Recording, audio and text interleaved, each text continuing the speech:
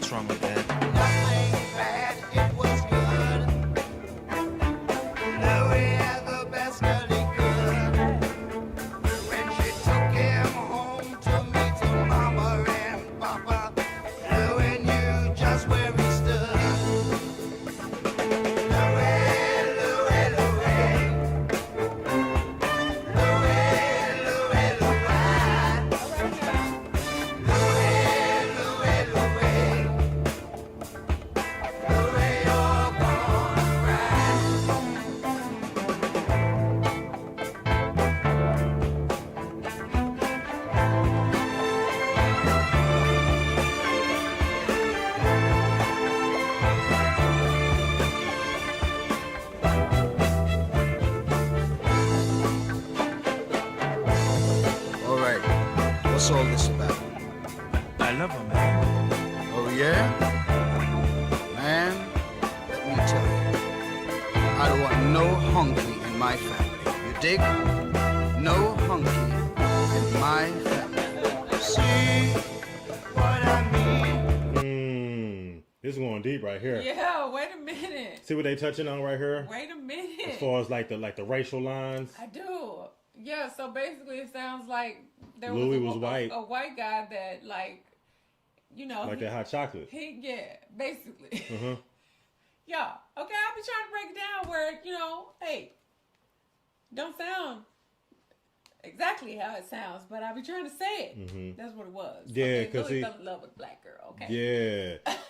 And you kind of like getting like the in between, and even like the music kind of matches like that time, like the 60s, 70s, where like racial tensions were like, I mean they were always pretty high, like in the 50s, 60s, and 70s, but like the music kind of matches like the emotions of the song too. Yeah, yeah. With the strings and everything. That's crazy. This almost take me back to like the 70s or something, it's like taking me back. I feel like it's like part of the problem with, like, you know, the racial tension even then, or even to say that, like, the perception of like what people think, like, just because your daddy doesn't approve of you being with like somebody that's outside the race. Mm-hmm. It's like, cause some people don't see color as a color; they just see love. They see people.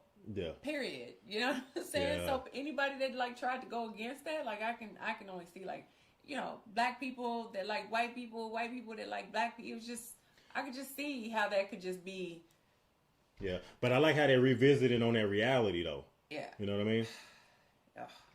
In my family. See what I mean?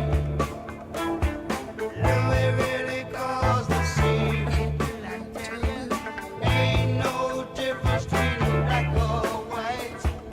Brothers, you know what I mean.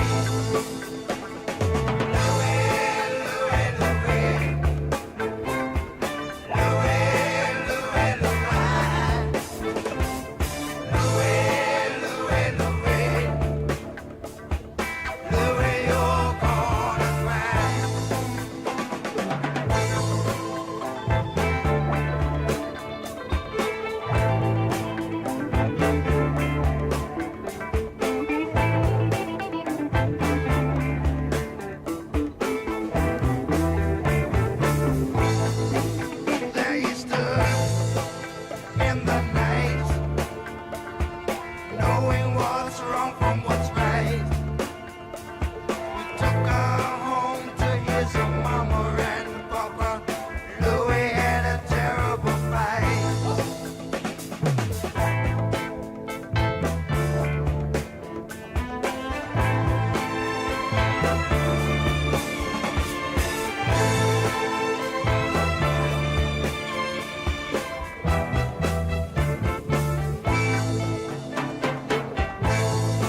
What's going on there?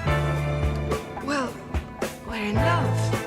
Now listen, let me tell you, I don't want no spook in my family. Get it? No spook in my family. What I mean, Louie really caused the scene. People, I tell you, ain't no difference between black or white. Brothers, you know what I mean.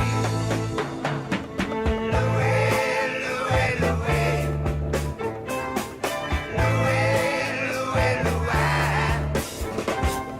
Louie, Louie, Louie. Louie, you're gonna cry. Louie, Louie, Louie. Louie, Louie, Louie.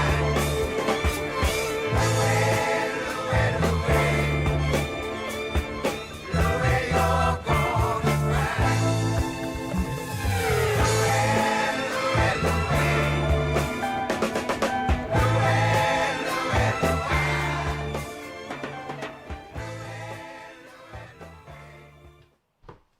So I was like, I guess what I'm saying. Yeah, and then also if you think about it too, because like I said, if you just go back, like I go back to like my mother and father's like generation. Yeah. I feel like then for them that was it was like an unwritten rule. That you had to like probably like date within your race or marry within your race. Like I could see that though. But like you see how that was passed down though. It was like, well, not on you, I'm not saying. But I'm just Right. saying like historically how that could be Historically, passed yeah. down from like one family to the next and like feeling the pressure of just like that was the way it had to be or that was the way it could should have been Yeah, type of thing. kind of like just like I said, just an unwritten rule. Yeah. And we saw that too when we did a reaction to the movie A Bronx Tale. Like we kind of saw like that same dichotomy in there too, where you have two people from different neighborhoods. One's Italian, one's black, and you're seeing how he goes into their neighborhood. They start looking at him crazy just because of the color of his skin, and then she starts going to his neighborhood, and you see how they trying to run them out of there just because of the color of their skin. Yeah. And then you see these two people that doesn't see color. They see them as two attractive people that they like each other for who they are. Right.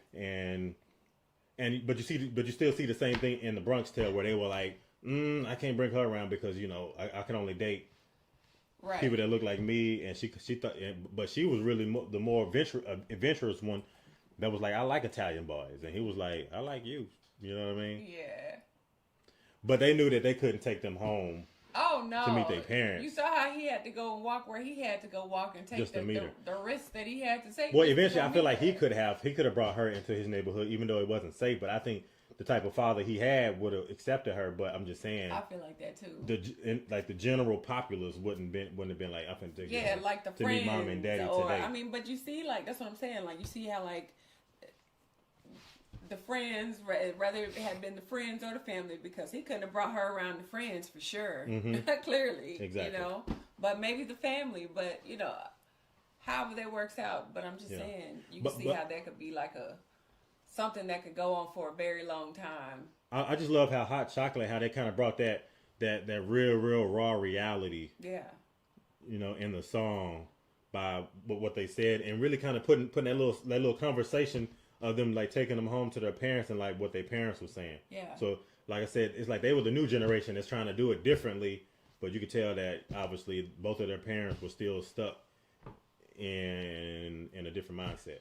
Lust in your body, boy, I'm addicted. Insisting commitment, predicted your intentions. I've waited too long, I need to pay